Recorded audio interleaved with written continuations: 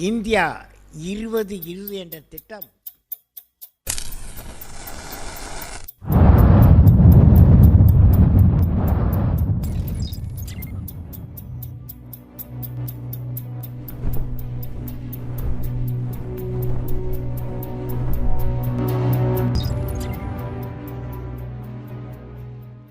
ஆயுத எழுத்து. வணக்கம், என் பேர் மணிகண்டராஜ் ஸ்ரீனிவாசன். நான் ஒரு மெக்கானிக்கல் இன்ஜினியர். இன்றைக்கி ஆயுத எழுத்து அப்படின்ற ஒரு தமிழக கட்சியோட லான்ச் வீடியோ நீங்கள் பார்த்துட்ருக்கீங்க. ஆயுத எழுத்து India's youngest political party and myself I am India's youngest political party president. ஆயுத எழுத்து அப்படின்னு சொன்னாலே நம்ம தமிழ் மக்களுக்கு ரெண்டு விஷயம்தான் ஞாபகம் வரும். ஒன்று முப்புள்ளி தமிழ் எழுத்து, இன்னொன்று மணிரத்னம் சார் இயக்கிய ஆயுத எழுத்து அப்படின்ற ஒரு திரைப்படம். அந்த படத்தை பார்த்தீங்கன்னா ஒரு சாதாரணமான படிச்சுட்டு இருந்த ஒரு இளைஞன் எப்படி அரசியலுக்குள்ளே தள்ளப்படுறான், அவன் அரசியலுக்குள்ளே வந்து எப்படி அந்த பொலிட்டிக்கல் சிஸ்டமே கொஸ்டின் பண்ணி அந்த பாலிடிக்ஸில் எப்படி வின் பண்ணுறான் அப்படின்ற ஒரு கற்பனை திரைப்படம். அந்த கதையில் வர மாதிரி நானும் ஒரு சாதாரணமான படித்த இளைஞன். ஐ was working in corporates, drawing a fat paycheck, hefty life with all the luxury relative to a average citizen in India. So அந்த கார்பரேட் லைஃப் எனக்கு எந்த தான் சொகுசு வாழ்க்கையை கொடுத்தாலும் எனக்குள்ளே ஒரு தேடல் இருந்துச்சு. அந்த தேடலுக்கான பதிலை வந்து அந்த ஜாப் எனக்கு கொடுக்கல. ஸோ 2017 அந்த நிறுவனத்துலேருந்து வெளியே வந்துட்டேன். வெளியே வந்து நான் வாழ்க்கைக்கான அர்த்தத்தை தேடிட்டு இருந்தேன். அந்த தேடலுக்கு கிடைத்த பதில் தான் எனக்கு ஆயுத எழுத்து. ஆயுத எழுத்துக்கு மூன்றாவதாக ஒரு அர்த்தம் இருக்குது. அது நம்மள வெகு குறைந்த மக்களுக்கே அந்த அர்த்தம் தெரியும். அந்த அர்த்தம் தான் உங்களுக்கு இன்றைக்கி நான் சொல்ல போகிறேன். ஆயுதம் அப்படின்னு எடுத்துக்கிட்டிங்கன்னா அது வந்து நீங்கள் ஒரு இன்ஸ்ட்ருமெண்ட்டுன்னு சொல்லலாம், இல்லை வெப்பன்னு சொல்லலாம், இல்லை காம்ப்ளெக்ஸ் மெஷின் அப்படின்னு ட்ரான்ஸ்லேட் பண்ணலாம். எழுத்து அப்படின்னீங்கன்னா கோட் இல்லை லெட்டர் அப்படின்னு நீங்கள் சொல்லலாம். ஸோ ரெண்டையும் கம்பைன் பண்ணி பார்த்தீங்கன்னா complex machine code, complex machine letter அப்படின்ற ஒரு அர்த்தம் கிடைக்கும். இதை இயல்பு வாழ்க்கையில் பயன்படுத்துகிற ஒரு வார்த்தையை எடுத்திங்கன்னா மெஷின் லாங்குவேஜ் அப்படின்ற ஒரு அர்த்தம் கிடைக்கும். இந்த டிரான்ஸ்லேஷன் எப்படி நீ ப்ரூவ் பண்ணுவ, ஹவு ஆயுத எழுத்து இஸ் மெஷின் லாங்குவேஜ் அப்படின்னு நீங்கள் கேட்டிங்கன்னா இதை நம்ம சிம்பாலிக்காக கம்பேர் பண்ணி பார்ப்போம். மெஷின் லாங்குவேஜுக்கு யூஸ் பண்ணுறது that are 0s and 1. Machine code or machine லாங்குவேஜ்க்கு யூஸ் பண்ணுறது 0s and 1 கேட்ஸ் எடுத்து பார்த்தீங்கன்னா அண்ட் கேட், ஆர் கேட். இப்போது நீங்கள் முப்புள்ளியும் எடுத்துக்கோங்க. ரெண்டுத்தையும் கம்பேர் பண்ணிங்கன்னா உங்களுக்கு புரியும். அதுவும் 3 புள்ளி, இதுவும் 3 புள்ளி. 2 இன்புட் ஒரு அவுட்புட், அதான் மெஷின் லாங்குவேஜுக்கு இருக்கிற கேட்ஸு. ஸோ இது வந்து பெயர் காரணம். ஸோ ஆயுத Ezhuthu being a young and a fresh party, we are fresh out of the oven philosophy and following the footsteps of late hero doctor APJ Abdul Kalam. So as a political party நம்மளுக்கு 3 mission தாங்க. ஒன்று, to deliver India of its developmental vision 2020. So 2020க்குள்ளார நாங்கள் இந்த mission 2020 achieve பண்ணுவோம். So இதை எப்படி achieve பண்ண போகிறீங்க அப்படின்னு கேட்டிங்கன்னா இதுக்கான ரோட் மேப் நான் வீடியோ டிஸ்கிரிப்ஷனில் கொடுத்துருக்கேன். That's a skeleton of how we gonna deliver within 2020. So ரெண்டாவது மிஷன் அப்படின்னு கேட்டிங்கன்னா தமிழ்நாடு உலகின் தந்தை நாடாக எடுத்து கொண்டு போய் சேர்க்கணும் அப்படின்றது எங்களோட செகண்ட் மிஷன். ஸோ இதற்காக இண்டஸ்ட்ரி 4.0 அப்படின்னு சொல்லுவாங்க. அதாவது automation, drone technologies, robotics and machine learning and neural link and all these தொழில்நுட்பத்தை நாங்கள் தமிழகம் முதலில் அடைய வேண்டும் அப்படின்றத விருப்பப்படுறோம். ஸோ இந்த தொழில்நுட்பம் இடத்துக்கு தமிழகத்தை கொண்டு போய் சேர்த்தாலே தமிழ்நாடு தந்தை நாடாக விளங்கும். ஸோ இண்டஸ்ட்ரி 4.0 நாங்கள் 2021 தமிழக மக்கள் அடைவாங்க. இண்டஸ்ட்ரி 6.0 2022 நம்ம தமிழக மக்கள் அடைவாங்க. ஸோ மூணாவது மிஷன் அப்படின்னு கேட்டிங்கன்னா Tamil Nadu will be a $1 trillion economy by 2022. அதாவது இன்னைக்கு 18.54 lakh crore நம்ம எக்கானமி சைஸ் இருக்குது, தமிழ்நாடு எக்கானமி சைஸ் இருக்குது. அதை தோராயமாக 3 மடங்கு 22க்குள்ளார உயர்த்தி $1 trillion எக்கானமியாக நாங்கள் தமிழகத்தை டெலிவர் பண்ணணும் அப்படின்றது எங்களோட மூணாவது மிஷன். 2020 டெவலப்டு இந்தியாவாக டெலிவர் பண்ணணும்.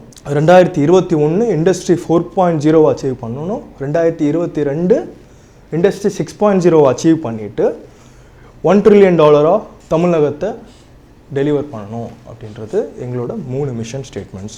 அடுத்து நம்ம ஆயுத எழுத்தை இன்னும் உள்நோக்கி பார்ப்போம். ஆயுத எழுத்துக்கு 2 காம்பனண்ட்டுங்க. ஒன்று வந்து GPAC அப்படின்னு சொல்லுவோம், that is global political action committee. அதாவது பொலிட்டிக்கல் ஸ்ட்ராட்டஜி கன்சல்டன்டிங்கில் உள்ள வல்லுநர்களையும் சேர்த்து நானும் சேர்ந்து உருவாக்கின நிறுவனம் தான் GPAC. 2வது காம்பனண்ட் வந்து திங்க் டேங்க். ஓகேங்களா? ஸோ இந்த திங்க் டேங்க்கில் யார் யார் இருக்காங்க அப்படின்னு பார்த்தீங்கன்னா, Covid warriors, industrial experts, start up founders, CEOs, COOs, CFOs, medical professionals, engineers, social entrepreneurs, social policy researchers, root level activists, root level NGOs, bureaucrats, technocrats, ex-high court judges, IAS officers and IPS officers, and other futuristic consultants, future mobility consultants, smart city consultants.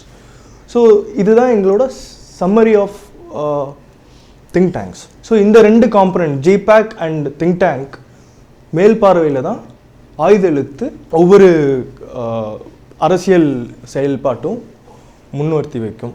இப்போ ஆயுத எழுத்தை இன்னமும் உள்நோக்கி பார்ப்போம்.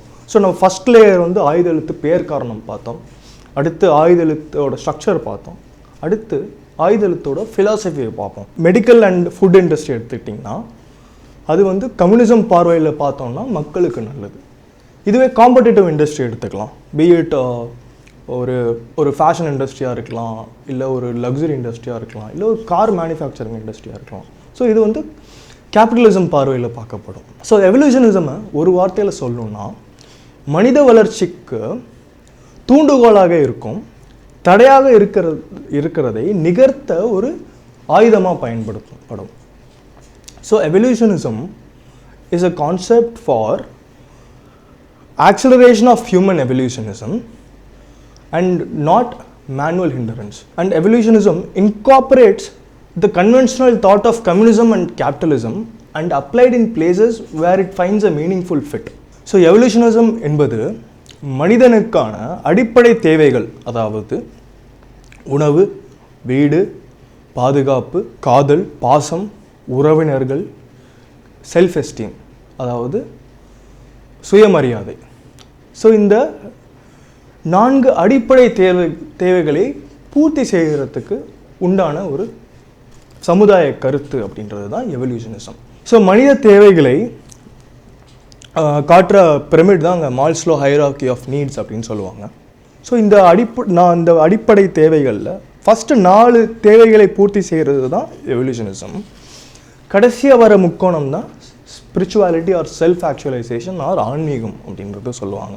So ஆன்மீகம் அப்படின்றது ஒரு 10 வயசு சிறுவனாலையும் சரி, ஒரு 100 வயசு முதியவர் ஆகியவராலும் சரி, 2 பேருமே ஒரே அளவில் அந்த ஆன்மீகத்தை அனுபவிக்க வேண்டும் என்றால் கீழே உள்ள 4 அடிப்படைகளை பூர்த்தி செய்ய வேண்டும். அப்படி பூர்த்தி செய்யும் போது தான் அந்த சமுதாயம் மொத்தமும் ஸ்பிரிச்சுவாலிட்டி இல்லை ஒரு ஆன்மீகம் அப்படின்றத என்ஜாய் பண்ணுவாங்க. So that is a summary of evolutionism. So இப்போ ஆன்மீகம் இன் அரசியல் பார்ப்போம், அதாவது ஸ்பிரிச்சுவாலிட்டி இன் பாலிடிக்ஸ் பார்ப்போம். ஸ்பிரிச்சுவாலிட்டி இஸ் நாட் ரிலீஜியஸ் பாலிடிக்ஸுங்க, அதை நம்ம நல்லா புரிஞ்சுப்போம். ஸ்பிரிச்சுவல் பாலிடிக்ஸ் இந்தியாவுக்கு புதுசும் கிடையாது. ஸ்டார்டிங் ஃப்ரம் கிங் பரதனாக இருக்கலாம், அடுத்து அசோகராக இருக்கலாம், அடுத்து அக்பராக இருக்கலாம், காந்திஜி அடிகளாக இருக்கலாம். ஸோ இந்த எல்லா சொசைட்டல் லீடர்ஸும் கையாண்ட பொலிட்டிக்கல் ஃபிலாசபி அப்படின்னு பார்த்துக்கிட்டிங்கன்னா அது வந்து ஸ்பிரிச்சுவல் பாலிட்டிக்ஸ் இல்லை ஸ்பிரிச்சுவல் கவர்னன்ஸ் இல்லை ஆன்மீக அரசியல் அப்படின்றது தான் நம்மளுக்கு புரிதல் வரும். ஆன்மீக அரசியல் அப்படின்னாலே நம்மளுக்கு ஒருத்தரோட பேர் தாங்க ஞாபகம் வரும். அவர் திரு சூப்பர் ஸ்டார் ஸ்ரீ ரஜினிகாந்த் அவர்கள் தான். ஸோ நான் இந்த தருணத்தில் சூப்பர் ஸ்டார் ஸ்ரீ ரஜினிகாந்த் அவர்களே ஆயுத எழுத்து கட்சியுடைய பார்ட்டி லீடராக பதவி ஏற்றுக்கணும் அப்படின்றது எங்களோட அன்பான கோரிக்கை. அதே மாதிரி பிற யங் லீடர்ஸ், அதாவது சமுதாய சிந்தனையுடன் தொலைநோக்கு பார்வையுடன் உள்ள இளைஞர்கள் எங்கள் பார்ட்டியோட ஃப்ரண்டல் லீடர்ஸாக வந்து பதவி அமரணும் அப்படின்றது எங்களோட அன்பான கோரிக்கை. ஸோ ஆயுத Ezhuthu will deliver India towards developmental vision 2020 and will take Tamil Nadu to a place where it is known as father of the world அப்படின்றத நான் இங்கே பதிவு செய்துக்கிறேன். குமரிக்கண்டம் காலத்தில் எப்படி நம்ம தமிழர்கள் மக்கள் வந்து செல்வமும் செழிப்பும் உடன் உலகாலும் ஆற்றல் படைத்திருந்தார்களோ அதே போல் மீண்டும் தமிழகம் பிறக்கும் அப்படின்றத நாங்கள் உறுதி செய்கிறோம். ஸோ வீடியோ டிஸ்கிரிப்ஷனில் பார்ட்டியுடைய மெம்பர்ஷிப் ஃபார்ம்ஸ் இருக்குது. இது வந்து 1 நிமிஷம் தான் ஆகும் ஃபில் பண்ணுறதுக்கு. அதில் உங்களோட கான்ட்ரிபியூஷன், அதாவது டொமைன் ஸ்பெசிஃபிக்காக இன்ஜினியரிங்கில் நீங்கள் கான்ட்ரிபியூட் பண்ணணும்னு நினைக்கிறீங்களா, இல்லை பார்ட்டியோட மெம்பர்ஸாக இருந்து கான்ட்ரிபியூட் பண்ணணும்னு நினைக்கிறீங்களா, இல்லை if you are looking for an MLA ticket or a chief minister ticket, you can fill that form.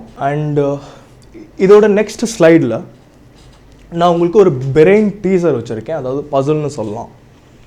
ஓம் அப்படின்ற ஒரு எழுத்தோட முழுமை அர்த்தத்தை நீங்கள் global political action committee @gmail.com அப்படின்ற இமெயில் ஐடிக்கு நீங்கள் சென்ட் பண்ணிங்கன்னா it could be in a written format இல்லை வேர்பல் ஃபார்மேட்டாக இருக்கலாம். அதுக்கான ப்ரைஸ் மணி பார்த்தீங்கன்னா we are awarding 1 crore rupee to people who are deciphering Om fully. So அதற்கு ஈக்குவலண்ட்டாக நாங்கள் 1 crore rupeesக்கான பொற்காசுகளும் நாங்கள் தரோம். யாதும் ஊரே யாவரும் கேளீர். ஸோ ஆட்சி எப்போ பிடிக்கிறதுக்கான 2021 தேர்தலில் போட்டியிட போகிறீங்க? ஆட்சி அமைப்போம் அப்படின்னு சொல்கிறாங்க, போட்டியிட போகிறோம்னு சொல்லலைங்க. ஸோ உங்களை பற்றி நிறைய விஷயங்கள் கேள்விப்பட்டோம். முதல் விஷயம் வந்து நீங்கள் பிஜேபி ஐடி விங்கில் ஒர்க் பண்ணீங்க அப்படின்னு கேள்விப்பட்டோம். பாஜக தேசிய செயலர் ஹெச் ராஜாவோட அட்மினாவும் இருந்திருக்கீங்க அப்படின்னு சொன்னாங்க. அங்கேருந்து எப்படி நீங்கள் வந்து தனியாக கட்சி ஆரம்பிக்கணும் அப்படிங்கிற ஒரு ஐடியாவுக்கு வந்தீங்க? ஸோ அந்த ஒரு ட்வீட்டை போட்டது நீங்கள் தானா? அப்போ அதெல்லாம் ரொம்ப பழைய டேஸ்ங்க. நான் ஐ வாஸ் ஒர்க்கிங் வித் நீங்கள் வந்து சொல்லியிருந்தீங்க ரஜினி வந்து என்னோட கட்சியோட தலைவராக வந்து பொறுப்பேற்றுக்கணும் அப்படின்னு. ஃபர்ஸ்ட் வந்து அவர் கண்டிப்பாக வருவார். நீங்கள் கேன் ரைட் இட் டவுன். ஏன் அப்படின்னா ஸ்பிரிச்சுவல் பாலிட்டிக்ஸ் வந்து இன்னும் முழுமை அடையலை. எவல்யூஷனிசம் வந்து அதை முழுமை அடைய வைக்குது அப்படின்றத நாங்கள் நம்புகிறோம். ஸோ அவரும் நம்புவார் அப்படின்றது வந்து. ஸோ ரஜினி அவர்கள் கண்டிப்பாக உங்கள் கட்சிக்கு தலைமையாக வருவார். ஆமாங்க. அப்புறம் நீங்கள் இன்னொன்று கேட்டீங்க, நீங்கள் ஏன் தனியாக ஆரம்பிச்சிங்க, ரஜினி சார் கட்சியிலே இணைஞ்சிடுறாங்க. அவர் கரெக்டாக தான் கேட்டார், நீங்கள் தான் தப்பாக புரிஞ்சுக்கிட்டீங்க. அவர் இளைஞர்கள் கூப்பிட்டுட்டும் நான் வரேன் அப்படின்னு தான் சொல்லியிருந்தாரு. நான் ஆரம்பிப்பேன் நீங்கள் வாங்கன்னு அவர் சொல்ல கிடையாது. ஸோ நீங்கள் பிரசாந்த் கிஷோர் அவர்கள்கிட்டையும் வேலை பார்த்துருக்கீங்க. ஸோ அரசியல் ஸ்ட்ராட்டஜி தெரியும், மக்களோட மனநிலை என்ன அப்படிங்கிறது தெரியும். இந்த மாதிரி புதுசாக ஒரு கட்சி வரும்போது மக்கள் அதை வந்து ஏற்றுப்பாங்கன்னு நினைக்கிறீங்களா?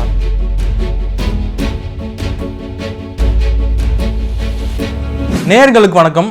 இந்த காலத்து யங்ஸ்டர்ஸ்க்கு அரசியல் பார்வை நிறையவே இருக்குது. இங்கே ஒருத்தர் வந்து புதுசாக ஒரு அரசியல் கட்சி ஆரம்பிச்சிருக்காரு. அவருக்கு வயசு வந்து 30க்குள்ளே தான். ஒரு இளைஞர் அரசியல் கட்சி ஆரம்பிக்கிறாரு அப்படிங்கிறது ஒரு வியப்புக்குரிய விஷயந்தான். அவர்கிட்ட பேசலாம். வணக்கம் சார். வணக்கம் விமானவேல். மணிகண்ட ராஜா ஸ்ரீனிவாசன், இதுதான் உங்கள் முழு பேர்? மணிகண்ட ராஜ் ஸ்ரீனிவாசன். புதுசாக ஒரு கட்சி தொடங்கியிருக்கீங்க, அதை பற்றி சொல்லுங்கள். கட்சியோட பேர் என்ன, எதுக்காக அந்த கட்சி தொடங்குனீங்க? ஸோ ஆயுத எழுத்து அப்படின்றது தான் பார்ட்டி பேர். ஸோ நான் 2019 வந்து ஒரு தேசிய கட்சியோட நான் பணி புரிஞ்சுட்டு இருந்தேன். அப்போ 2020 இந்தியா டெவலப்டு இந்தியாவை டெலிவர் பண்ணணும் அப்படின்றது தான் கலாமோட யூத் விஷன். இளைஞர்கள் வந்து இந்தியாவை டெலிவர் பண்ணுவாங்க அப்படின்றது இருந்துச்சு. ஸோ எனக்கு அது உறுதி இருந்ததுனால நான் ஒரு கன்சல்டிங் ஃபார்ம் ஆரம்பித்தேன். ஒரு ஒரு ஒரு எக்ஸிஸ்டிங் பொலிட்டிக்கல் பார்ட்டியோட கம்பைன் பண்ணி ஒர்க் பண்ணுவோம், நம்ம டெலிவர் பண்ணுவோம் அப்படின்றத மைண்டில் வச்சுட்டு தான் ஸ்டார்ட் பண்ணேன். பட் இன்றைக்கி இருக்கிற பொலிட்டிக்கல் பார்ட்டிஸ்லாம் வந்து ரொம்ப பழைய பார்ட்டியாக இருக்காங்க. ஸோ அவங்க எலெக்ஷன் ஜெயிக்கணும்னு விரும்புகிறாங்களோ தவிர மக்களுக்கு நல்லது நடக்கணும் அப்படின்றதுலாம் யாருக்கும் ப்ரையாரிட்டியே இல்லை. ஸோ அதுக்காக ஓகே கன்சல்டிங், எலெக்ஷன் எப்படி ஜெயிக்கணும்னு எனக்கே தெரியும், எப்படி ஜெயிக்க வைக்கணும்னு மித்த பார்ட்டிக்கு நான் சொல்லிக் கொடுக்குற இடத்துல இருக்கேன். ஸோ இவங்க நம்பி நான் ஏன் அவங்களோட போய் ஒரு சொற்ப காசுக்கு வேலை செய்யணும், ஸோ நம்மளே பார்ட்டி தொடங்குவோம் அப்படின்றது தான். பிஇ படிச்சிருக்கீங்க. ஸோ படித்து முடிச்சுட்டு சில இதில் ஒர்க் பண்ணியிருக்கீங்க, சில ஃபார்ம்ஸ், அதாவது பிரசாந்த் கிஷோர் மாதிரியான ஆட்கள் கிட்ட ஒர்க் பண்ணியிருக்கீங்க, அரசியல் சம்மந்தப்பட்ட விஷயங்கள்லையும் நிறைய இன்வால்வ் ஆகிருக்கீங்க. ஸோ கட்சி ஆரம்பிக்கிற ஐடியா எப்போ வந்துச்சு? கட்சியோட பேரை பற்றி சொல்லுங்கள். இந்த கட்சியில் இப்போதைக்கு எவ்வளோ உறுப்பினர்கள் இருக்காங்க? ஸோ கட்சியில் ஒரு 300 மெம்பர்ஸ் தான் இருக்காங்க. பிகாஸ் நாங்கள் பப்ளிக் ஃபோரமில் இதுதான் ஃபர்ஸ்ட் இன்டர்வியூ நான் கொடுக்குறேன், இதுதான் ஃபர்ஸ்ட் லான்ச்சுமே. ஸோ பொலிட்டிக்கல் பார்ட்டியோட அஃபிஷியல் லான்ச்சே இன்றைக்கி தான். 5 எழுத்தோட டைரக்ட் ட்ரான்ஸ்லேஷன் வந்து நாங்கள் மெஷின் லேர்னிங் அப்படின்றத சொல்கிறோம். ஸோ அதுக்கான பேர் காரணம் நான் வீடியோலேயே ஃபுல்லாக சொல்லியிருப்பேன். அது இல்லாமல் பார்த்தீங்கன்னா டெவலப்ட் இந்தியா அப்படின்றது ஃபர்ஸ்ட் மிஷன். செகண்ட் மிஷன் வந்து தமிழ்நாடு இண்டஸ்ட்ரி 4.0 இண்டஸ்ட்ரி 4.0 முழுமையாக அச்சீவ் பண்ணோம் அப்படின்றத நான் சொல்லியிருந்தேன். ஸோ மெஷின் லாங்குவேஜ் அப்படின்றத எழுத்தே தமிழ் எழுத்தில் இருந்துச்சுன்னா, ஸோ இண்டஸ்ட்ரி 4.0 அச்சீவ் பண்ணுறதும் தமிழில் தான் இருப்பான் அப்படின்றது பேர் காரணத்தோட இன்னும் ஆழமான காரணம். ஸோ ஒவ்வொரு கட்சிக்கும் ஒரு கொள்கை இருக்குது. ஆயுத எழுத்து கட்சியோட கொள்கைகள் என்ன? எந்த அடிப்படையில் நீங்கள் வந்து இந்த கட்சியை வந்து கட்சியோட கொள்கைகளை வகுத்துருக்கீங்க? ஸோ இன்றைக்கி இருக்கிற சமுதாய சிந்தனை இல்லை கொள்கைன்னு எடுத்துக்கிட்டிங்கனாலும் நேரம் பொருந்தாத ஒரு கொள்கையாக இருக்குது.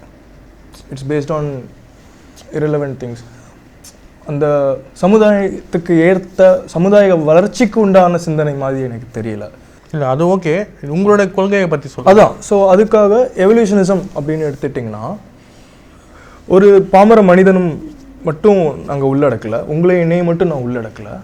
இந்த உலகத்தில் இருக்கிற கடைசி அணு அது கூட சந்தோஷமாக இருக்கணும் அப்படின்றத நாங்கள் புரிந்து கொண்டு உண்டாக்கின ஃபிலாசபி தான் எவல்யூஷனிசம். எவல்யூஷனிசம் என்ன சொல்லுதுன்னா, மனிதர் வளர்ச்சியை நாங்கள் ஊண்டுகோலாக இருக்கும். இந்த ஃபிலாசபி மனித வளர்ச்சிக்கு தடையாக நிற்கும் அனைத்து விஷயம், பீட் எக்கனாமிக்கல் சிஸ்டமாக இருக்கலாம், இல்லை ஒரு கேபிட்டலிஸ்டிக் ஸ்ட்ரக்சராக இருக்கலாம், எல்லாத்தையும் தகர்க்கும் ஒரு ஆயுதமாக எவல்யூஷனிசம் இருக்கும்.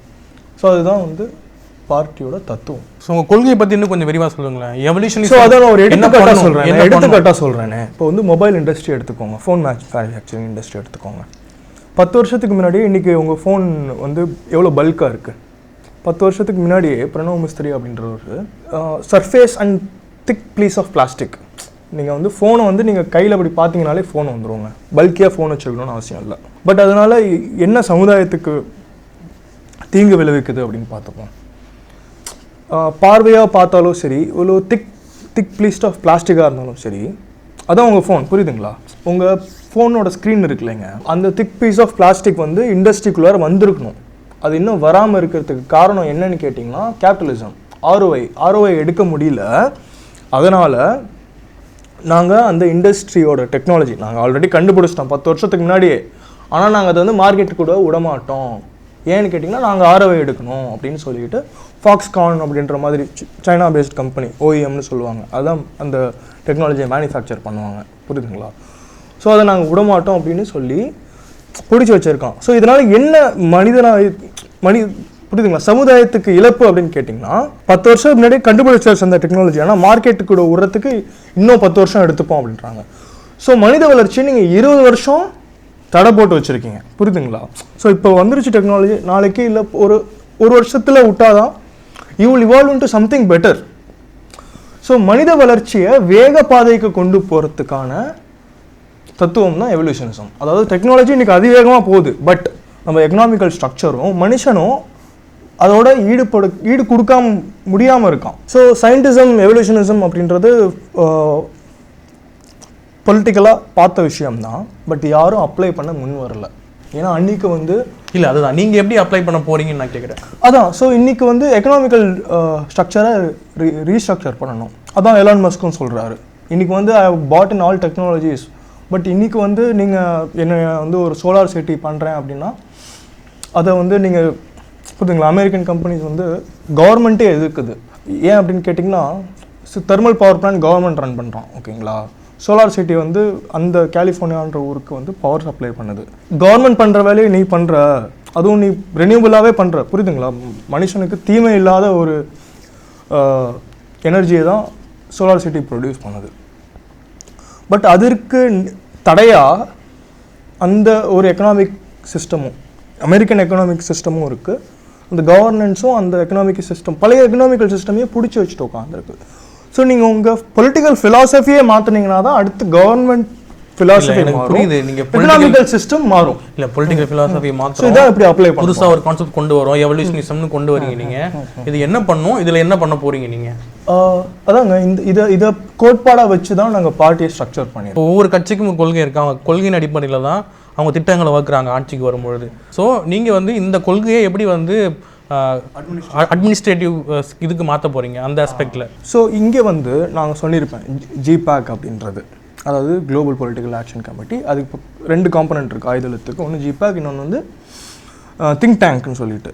ஸோ இந்த 2 காம்பனண்ட்ஸ்லேயுமே எதிர்காலத்தை கட்டமைக்கிறாங்களே, அதாவது எதிர்காலத்தில் என்ன நடக்கும் அப்படின்றத ஜட்ஜ் பண்ணுற இடத்துல, டெசிஷன் மேக் பண்ணுற இடத்துல எங்களோட டீம் உட்காந்துருக்காங்க. Albeit any technology you name it, any walks of life. ஓகேங்களா? ஸோ இவங்க அந்த இடத்துல இருக்கும்போது, ஸோ அந்த டெக்னாலஜி வந்து மார்க்கெட்டுக்குள்ளார போக முடியாத ஃபீட்பேக்கை வந்து பார்ட்டிக்கிட்ட சொல்லுவாங்க. அப்போ வந்து இதில் வந்து எக்கனாமிக்கல் பாலிசிஸ் மாற்றி ஆகணுமா, புரியுதுங்களா? இல்லை ஒரு இப்போ லெட்ஸ் சே எஜுகேஷன் பாலிசி கொண்டு வரோம், அதில் ஒரு டெக்னாலஜி வருது, இதனால் ஒரு பாமர மக்கள் கூட பெனிஃபிட் ஆகிறோம் அப்படின்ற ஒரு இடத்துல அந்த எக்கனாமிக்கல் சிஸ்டம் ஈடு கொடுக்க முடியாமல் இருக்கும். ஓகேங்களா? அப்போ வந்து வி வுட் டேக் அ கால். உங்கள் கட்சி பேர் ஆயுத எழுத்துன்னு சொன்னீங்க. இந்த ஆயுத எழுத்து கட்சி ஃப்யூச்சரில் எந்த மாதிரியான வளர்ச்சியில் இருக்கும், என்னென்ன மாதிரி பிளான்ஸ் இருக்குது உங்களுக்கு? நம்மளுக்கு 3 விஷயம் சொல்லிட்டாங்க. 2020 இந்தியாவை டெவலப்ட் கண்ட்ரியை டெலிவர் பண்ணணும். நீங்கள் திருப்பி 2020 முடிஞ்சிருச்சு. நம்ம 2020 நம்ம இன்னும் 180 days தான் இருக்குது. வி வுட் டெலிவர் முடியல. 2020க்கு இன்னும் நாளுக்கு இருக்குது. ஸோ 2வது மிஷன் வந்து 2022க்குள்ளே இண்டஸ்ட்ரி 6.0 அச்சீவ் பண்ணணும். 21ல் இண்டஸ்ட்ரி 4.0 ஃபுல்லாக அச்சீவ் பண்ணணும். 3வது மிஷன் வந்து தமிழ்நாடு $1 trillion எக்கானமியாக மாற்றணும். இதெல்லாம் எப்படி நீங்கள் இது எப்படி எக்ஸிக்யூட் சாத்தியம்? அதுதான் நான் வந்து இது வந்து ரொம்ப லென்த்தாக இருக்கும் அப்படின்றதுக்காக தான் நான் டிஸ்கிரிப்ஷனில் ரோட் மேப் போட்டிருக்கேன். அது ஸ்கெலிட்டன் பார்த்து நீங்கள் முழுமையாக புரிஞ்சுக்கலாம். இந்த இடத்துல ஆட்சிக்கு வரும்பொழுது தான் இந்த மாதிரி விஷயங்களை ஈஸியாக பண்ண முடியும். ஆட்சிக்கு வர முன்னாடியே எங்களால் செய்ய முடியும். இல்லை அதுதான் எப்படி அந்த பாசிபிலிட்டிஸ் என்னன்னு தெரிஞ்சதுன்னா மற்ற கட்சி அதாங்க. இப்போ வந்து மனிதருக்கு உண்டான உங்களுக்கு உண்டான பவர் உங்களுக்கு தெரியல, புரியுதுங்களா? ஸோ அதை தான் நாங்கள் நெக்ஸ்ட் வீடியோலேருந்து நாங்கள் world's largest collaborative open innovation சொல்லுவாங்க. நீங்களும் நானும் சேர்ந்து ஒரு விஷயத்தை கண்டுபிடிக்கிறதுங்க, புரியுதுங்களா? அதாவது எந்த விதமான எதிர்பார்ப்பும் இல்லாமல், புரியுதுங்களா? பணம் இருக்கலாம், காசு இருக்கலாம், இல்லை நீ எனக்கு இதை பண்ணி கொடுக்கணும் அப்படின்ற மாதிரி எதிர்பார்ப்பு இல்லாமல் சமுதாயமாக ஒன்று கூடி இட் வில் ரெவல்யூஷனைஸ் டெக்னாலஜி. ஒன்றா சேர்ந்து ஒரு விஷயம் உருவாக்குங்க. அது மாதிரி தான் நாங்கள் ஒவ்வொரு விஷயமும் செய்ய போகிறோம். ஸோ ஆட்சி எப்போ பிடிக்கிறதுக்கான 2021 தேர்தலில் போட்டியிட போகிறீங்க? ஆட்சி அமைப்போம் அப்படின்னு சொல்கிறாங்க. போட்டியிட போகிறோம் சொல்லலைங்க. போட்டியிட போகிறோம் obviously, but we would definitely form governance by 2021. So உங்களை பற்றி நிறைய விஷயங்கள் கேள்விப்பட்டோம். முதல் விஷயம் வந்து நீங்கள் பிஜேபி ஐடி விங்கில் ஒர்க் பண்ணீங்க அப்படின்னு கேள்விப்பட்டோம்.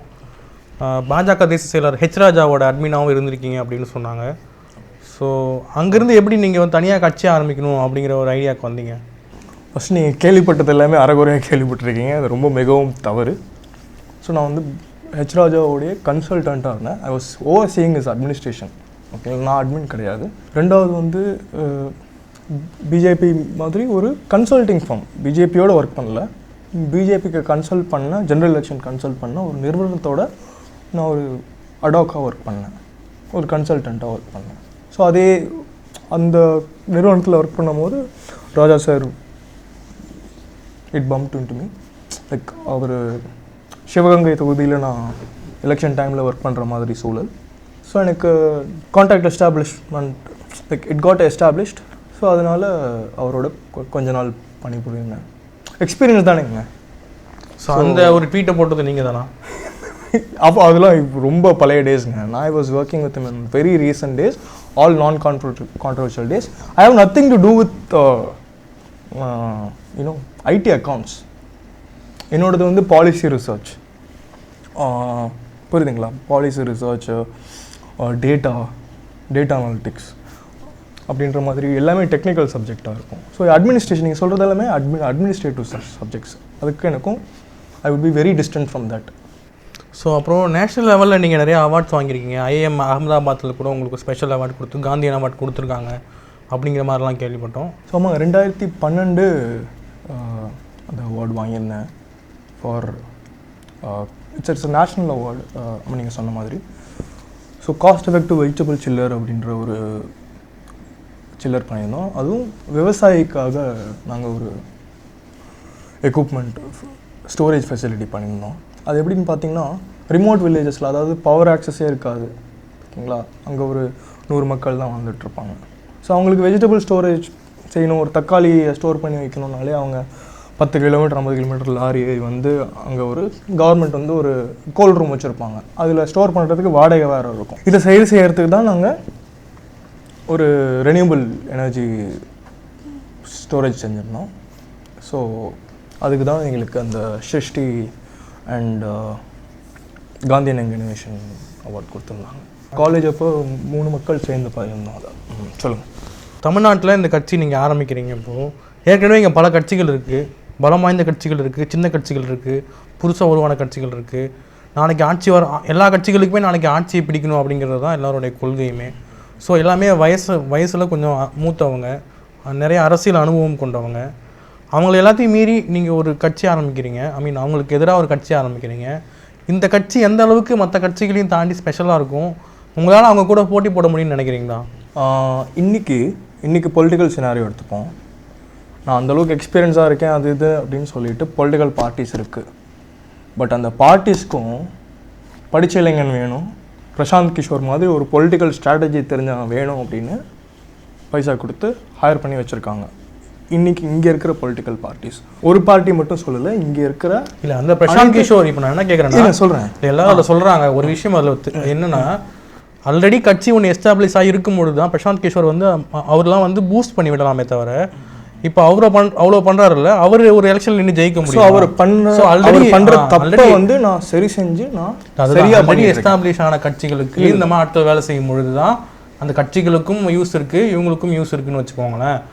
இப்போ நீங்கள் மக்களுக்கு என்ன பயன் இருக்குது கரெக்டுங்களா? அதனால மக்களுக்கு என்ன பயன் இருக்குது? ஸோ வந்து கன்வென்ஷனல் பார்ட்டிஸ்லாம் எடுத்துக்கிட்டிங்கன்னா ஒரு பொலிட்டிக்கல் பார்ட்டி பக்கத்தில் தான் வந்து பொலிட்டிக்கல் கன்சல்டன்ட் உட்காந்து வேலை செய்கிறோம். பட் எங்கள் கட்சி எடுத்துக்கிட்டிங்கன்னா political consulting is the basement, அதுக்கு மேலே தான் பார்ட்டி உட்காருது, புரியுதுங்களா? So we would be analysing every booth level to ward level to leaders, எந்த லீடர்ஸ் இருக்கான், அவனுக்கு க்ளீன் ஷீட் இருக்கா, அவன் பிளாக் மார்க் இருக்கா அப்படின்றது எல்லாத்தையுமே நாங்கள் அனலைஸ் பண்ணிவிட்டு அவங்க வின்னிங் ப்ராபபிலிட்டியும் பார்ப்போம், கரெக்டுங்களா? ஸோ பிளாக் மார்க் இருக்குன்னா definitely even if is having a winning probability we gonna say no time, கரெக்டுங்களா? அது டைரெக்டாக சொல்லிவிட்டு so we would be hiring new people. அவனுக்கு ஒரேட்ரி ஸ்கில் இருக்கா, என்ன அவன் வந்து ஓட் கேதரிங்க்கான ஸ்கில் செட் இருக்கா அப்படின்றத எங்களால் ஃபோர்காஸ்ட் பண்ண முடியும். We would foresee that and we will make these candidates sit in the places and we will capture the 2021 assembly election. Members are all paid members and full-time employers. Corporate company மாதிரி நடத்த போகிறோம். So பார்ட்டியே வந்து corporate company மாதிரி தான் இருக்கும் and it will be most like a social entrepreneurship company. இந்த corporate கம்பெனியால மக்களுக்கு என்ன லாபம்? அதான் சொன்னேன், social entrepreneurship அப்படின்றது. Field to fork அப்படின்றது வந்து ஒரு social entrepreneurshipங்க. இன்னைக்கு வந்து விவசாயிக்கு வந்து 2 பெரிய பிரச்சனைகள் இருக்குது. தண்ணின்றது ஒன்று, அது வந்து இயற்கையாக பார்த்து பண்ணுறது ஒன்று. 2வது வந்து மிடில் மேன் அப்படின்ற ஒரு பிரச்சனை இருக்குங்க. ஸோ இது பேர் தான் சோஷியல் என்டர்பிரினர்ஷிப்னு சொல்லுவாங்க. இது சரி செஞ்சு வைக்கிற நிறுவனம் தான் ஃபீல்ட் டு ஃபோக்கில் வர அனைத்து சோஷியல் ஸ்டார்ட் அப்ஸும். இது வந்து சமுதாயத்துக்கும் சரி விவசாயிக்கும் சரி நல்லது தான் செஞ்சிட்ருக்கு. அதே மாதிரி ஒரு பொலிட்டிக்கல் கன்சல்டிங்கும் ஃபார்மாக இருந்தாலும் சரி, ஒரு பார்ட்டியாக இருந்தாலும் சரி, இது வந்து ஒரு சோஷியல் என்டர்பிரினர்ஷிப், ஒரு சோஷியல் என்டர்பிரைஸாக நீங்கள் பார்க்கலாம். நீங்கள் வந்து சொல்லியிருந்தீங்க ரஜினி வந்து என்னோடய கட்சியோட தலைவராக வந்து பொறுப்பேற்றுக்கணும் அப்படின்னு உங்களோட இன்னொரு வீடியோவில் நீங்கள் பேசியிருக்கீங்க, அதை பார்த்தோம். இப்போ தான் ஒரு கேள்வி வருது, ஏன் ரஜினி உங்கள் கட்சிக்கு? நீங்கள் யங்ஸ்டர்ஸ்ன்னு சொன்னீங்க, நாங்கள் வந்து தனியாக ஒன்றிணைஞ்சு ஒரு கார்ப்பரேட் செட்டப்பில் இயங்க போகிறோன்னு சொன்னீங்க. ரஜினி வந்து தனியாக ஆன்மீக அரசியல்னு ஒரு விஷயத்தை பேசிகிட்டு இருக்காரு, அவர் வேறு ஒரு ட்ராக்கில் போயிட்டுருக்காரு. நீங்கள் அவர் வந்து எங்கள் கட்சிக்கு வந்து நீங்கள் தலைவராக பதவி வகிக்கணும்னு எப்படி சொல்கிறீங்க? எந்த அடிப்படையில் சொல்கிறீங்க? அவர் வருவார்னு எதிர்பார்க்குறீங்களா? நீங்கள் ஃபஸ்ட் வந்து அவர் கண்டிப்பாக வருவார், நீங்கள் கேன் ரைட் இட் டவுன். ஏன் அப்படின்னா அவர் வர சொல்லி தான் நம்ம வந்திருக்கோம், கரெக்ட். அவர் வந்து பப்ளிக் ஃபோரமில் இளைஞர்கள் கூப்பிடுங்க, இளைஞர் எழுச்சி உண்டாகணும் அப்படின்றத சொல்லியிருக்காரு. அவர் கேட்ட 4 விஷயங்க. ஒன்று வந்து 40-60 ஸ்ப்ளிட் அப்புங்க. 40% வந்து அட்மினிஸ்ட்ரேஷன் தகுதி வாய்ந்தவர்களாக இருக்கணும், மீதி வந்து இளைஞர்கள் இருக்கணும், அதுக்கு கீழே ஒரு திங்க் டேங்க் இருக்கணும் அப்படின்றத கேட்டிருந்தாரு. கரெக்டுங்களா? ஸோ ஜிபேக் and health as a think tank. ரெண்டாவது வந்து people administration structure, people party structure இருக்கணும் அப்படின்னு சொல்லியிருந்தார். So we have a people party structure, இன்றைக்கி தான் ஆரம்பிக்கிறோம். மூணாவது வந்து நான் சிஎம் சீட்டில் உட்கார மாட்டேன், நான் கை காட்டின ஒரு இளைஞர்கள் ஒரு வல்லுனை அந்த எலெக்ஷன் கொள்கைகள்லாம் உங்களுக்கு பிடிச்சிருக்கு. இருங்க சொல்கிறது கேளுங்க. ஸோ 4வது வந்து யூத் வே உண்டாகணும் அப்படின்னு சொல்லியிருந்தாரு. ஸோ நாங்கள் கேட்ட 4 விஷயத்தையுமே நாங்கள் டெலிவர் பண்ணிட்டோம். ஒன்று. ரெண்டாவது வந்து எவல்யூஷனிசம் அப்படின்றது is a missing piece of spiritual politics puzzle. So கொள்கைகள் பிடிச்சிருக்கு, கொள்கையோட ஒருங்கிணைஞ்சிருக்கோம் அப்படின்றது மட்டும் கிடையாது. ஸ்பிரிச்சுவல் பாலிடிக்ஸ் வந்து இன்னும் முழுமை அடையலை, எவல்யூஷனிசம் வந்து அதை முழுமை அடைய வைக்குது அப்படின்றத நாங்கள் நம்புகிறோம். ஸோ அவரும் நம்புவார் அப்படின்றது வந்து 2 விஷயம் நான் கேட்குறேன். ரஜினி சார் சொன்ன கொள்கைகள் பிடிச்சிருக்கு, நல்லா இருக்குது, ரொம்ப நம்பகத்தன்மையோடு இருக்குது அப்படின்னா நீங்கள் அவர் கட்சியில் சேர்ந்துருக்கலாம். தனியாக கட்சி ஆரம்பிக்க வேண்டிய அவசியமே ஏற்பட்டதுன்னு எனக்கு தெரியல. ஸோ அது ஒரு விஷயம். 2வது விஷயம் என்ன அப்படின்னா, நீங்கள் வந்து எவல்யூஷனிசத்துக்கும் ஸ்பிரிச்சுவல் பாலிடிக்ஸ்க்கும் ஒரு லிங்க் இருக்குதுன்னு சொல்கிறீங்க. எப்படி அதை பற்றி? அதாங்க மால்ஸ்லோ ஹைரார்கி ஆஃப் கர்வ் அப்படின்ற நீட்ஸ் அப்படின்ற ஒரு ட்ரையாங்கிள் இருக்குங்க. அதோட அடித்தட்டமான இருக்கிற 4 ட்ரையாங்கிள்ஸ் தான் வந்து எவல்யூஷனிசம் உங்களுக்கு வந்து கொடுக்கும். புரியுதுங்களா? உணவு, வீடு, பாதுகாப்பு, செல்ஃப் எஸ்டீம் அப்படின்ற 4 தேவைகளை வந்து எவல்யூஷனிசம் கொடுத்துரும் உங்களுக்கு. கடைசியாக நிற்கிற ட்ரையாங்கிள் இல்லை முக்கோணம்ன்றது தான் ஸ்பிரிச்சுவாலிட்டி, இல்லை செல்ஃப் ஆக்சுவலைசேஷன், இல்லை ஆன்மீகம். ஸோ நீங்கள் ஆன்மீகம் அடையணும் அப்படின்றதுனா இந்த வழியாக தான் போய் அடைய முடியும். ஸோ நீங்கள் எவல்யூஷனிசம் வழியாக தான் ஸ்பிரிச்சுவல் பாலிட்டிக்ஸ்குள்ளே போக முடியும் அப்படின்றது எங்களோட தத்துவம் சொல்கிறது. ஸோ ரஜினி அவர்கள் கண்டிப்பாக உங்கள் கட்சிக்கு தலைமையாக வருவார். ஆமாங்க. அப்புறம் நீங்கள் இன்னொன்று கேட்டிங்க, நீங்கள் ஏன் தனியாக ஆரம்பிச்சிங்க, ரஜினி சார் கட்சியிலே இணைஞ்சிடலாங்க. அவர் கரெக்டாக தான் கேட்டார், நீங்கள் தான் தப்பாக புரிஞ்சுக்கிட்டீங்க. அவர் இளைஞர்கள் கூப்பிட்டுட்டும் நான் வரேன் அப்படின்னு தான் சொல்லியிருந்தார். நான் ஆரம்பிப்பேன் நீங்கள் வாங்கன்னு அவர் சொல்ல கிடையாது. அவர் சொல்லபடி கரெக்டாக தான் இருக்கார். அது சொன்னவங்களுக்கு கரெக்டாக புரிஞ்சிருக்கு. அதாவது மெஷின் லாங்குவேஜுக்கும் உங்களோட ஆயுத எழுத்து இந்த சிம்பிளுக்கும் வந்து கனெக்டிவிட்டி இருக்குது. இது ஒரு AND கேட், நார் கேட் அப்படின்ற மாதிரி கேட் ஸ்ட்ரக்சர் போட்டிருந்தீங்க. சின்ன வயசில் நம்ம படித்தது ஸ்கூலில் AND gate, NOR gate, R கேட்னு. So அது எப்படி ஆயுத எழுத்துக்கும் இந்த ஆர் கேட்டுக்கும் என்ன லிங்க் இருக்குது ஆக்சுவலாக? அதாங்க, நீங்கள் நார்மலாக இங்கிலீஷ் டு தமிழ் ட்ரான்ஸ்லேஷன் பண்ணுங்கள். ஆயுதம் அப்படின்னா வெப்பன்னு சொல்லலாம், இல்லை காம்ப்ளெக்ஸ் மெஷின்னு சொல்லலாம், இன்ஸ்ட்ருமெண்ட்டுன்னு சொல்லலாம். ஸோ காம்ப்ளெக்ஸ் மெஷின் எடுத்துக்கோங்க. லெட்டர்னால் கோடுன்னு எடுத்துக்கலாம், இல்லை எழுத்து அப்படின்னா லெட்டர்னு எடுத்துக்கலாம், கோடு எடுத்துக்கலாம். ரெண்டுத்தையும் இணைங்க, காம்ப்ளெக்ஸ் மிஷின் கோடு. ஸோ அதை இயல்பு வாழ்க்கையில் பயன்படுத்துகிற மாதிரி பார்த்தீங்கன்னா மிஷின் லாங்குவேஜ் அப்படின்ற மிஷின் கோட் அப்படின்னு எடுத்துக்கிட்டிங்கன்னா 0s and 1s. மிஷின் கோட்னா என்னங்க? 0s and 1s. Machine language அப்படின்றது மிஷின் கோடு தான். So 0s and 1s. So ஆயுத எழுத்து அப்படின்றது மிஷின் லாங்குவேஜ். ஸோ அதை இன்னொரு காரணம் தான் சொல்லியிருந்தேன், இந்த பேர் வந்து எங்களுக்கு ஏன் இவ்வளோ முக்கியத்துவமாக இருக்கும். அது உங்கள் இன்ஃப்ளூயன்ஸ் தான் நினைக்கிறேன், உங்கள் இன்ஃப்ளூயன்ஸ் தான் அது. ஸோ அதுதான் லைக் இட்ஸ் அ ப்ரொஃபஸர். இது வந்து என்னோட இன்ஃப்ளூயன்ஸ் மட்டும் இல்லை, என்னோட எனக்கு சொல்லி கொடுத்த ட்ரிபிள் ப்ரொஃபஸர் சொன்ன காரணம் இது தமிழரோட பெருமை தானேங்க. முன்கூட்டியே புரியுதுங்களா? கணினின்னு வரும், அந்த கணினிக்கு பேசுகிறதுக்கு நம்ம ஒரு மொழி பயன்படுத்துவோம், அது மெஷின் லாங்குவேஜாக இருக்கும் அப்படின்றத ஒரு தமிழன் நம்ம முன்கூட்டியே அறிஞ்சு அதை ஒரு எழுத்தாக நம்ம தமிழில் எழுதி வச்சுருக்கான். இது பெருமை கூட விஷயம்தான். ஆராய்ச்சி செய்து தமிழ் ஆளுநர்கள் இது தவறுன்னு சொல்லிட்டு நான் இன்றைக்கி ஏற்றுக்கிறேன். ஸோ என்னோடய ப்ரொஃபஸர் சொல்லி கொடுத்தது தவறாக இருக்காது அப்படின்றத நான் நம்புகிறேங்க. ஸோ நீங்கள் பிரசாந்த் கிஷோர் அவர்கள்கிட்டையும் வேலை பார்த்துருக்கீங்க. ஸோ அரசியல் ஸ்ட்ராட்டஜி தெரியும், மக்களோட மனநிலை என்ன அப்படிங்கிறது தெரியும். இந்த மாதிரி புதுசாக ஒரு கட்சி வரும்போது மக்கள் அதை வந்து ஏற்றுப்பாங்கன்னு நினைக்கிறீங்களா? எந்த அளவுக்கு மக்கள் வந்து ஆதரவு கொடுப்பாங்கன்னு நம்புறீங்க? மக்கள் வந்து எதிர்பார்ப்பு இதாங்க, இளைஞர்கள் பாலிடிக்ஸ்குள்ளே வரமாட்டானா அப்படின்னு காத்துட்ருக்காங்க. ரெஸ்பான்ஸ் எப்படி இருக்குன்னு நீங்களே பார்ப்பீங்களே. கண்டிப்பாக மக்கள் ஆதரவு கொடுப்பாங்க. பொதுவாக நம்ம அரசியல் கட்சி நடத்தும் பொழுது பணம் தேவை, நிதிங்கிறது பெரிய பிரச்சனைங்க. ஸோ நீங்கள் வந்து உங்களுக்கு நிதின்றது பிரச்சனை இல்லைங்க. I'm from well off family. Plus அரசியல் ஜெயிக்கணும்னா நிதி அப்படின்றது ஒரு விஷயம் தேவை இருக்குது அப்படின்றது பழைய அரசியல். இது இல்லாமே எங்களால் அரசியல் பண்ண முடியும். 2020 உங்கள் மூலிமா ஒரு மாற்றம் தமிழ்நாட்டில் வரும்னு எதிர்பார்க்குறீங்க? கண்டிப்பாக 100% நாங்கள் மக்கள் நலனுக்காக ஒரு அழகான ஒரு சமுதாயத்தை உருவாக்குவோம். நம்ம குமரி கண்டம் காலத்தில் எந்த அளவுக்கு செம்மையான பொற்காசுகளோட நம்ம மித்த உலகத்துக்கு நம்ம ஒரு தந்தையாக விளங்கினோமோ அந்த அளவுக்கு நம்ம தமிழர் சமுதாயம் 2020 உருவாகும். ஸோ ரொம்ப நன்றி, நிகழ்ச்சியில் வந்து கலந்துக்கிட்டீங்க. தேங்க்ஸ் இமான். உங்களுடைய கனவுகள் எல்லாமே சீக்கிரமாக நனவாகிறதுக்கு வாழ்த்துக்கள். நன்றி நன்றி. தேங்க்யூ.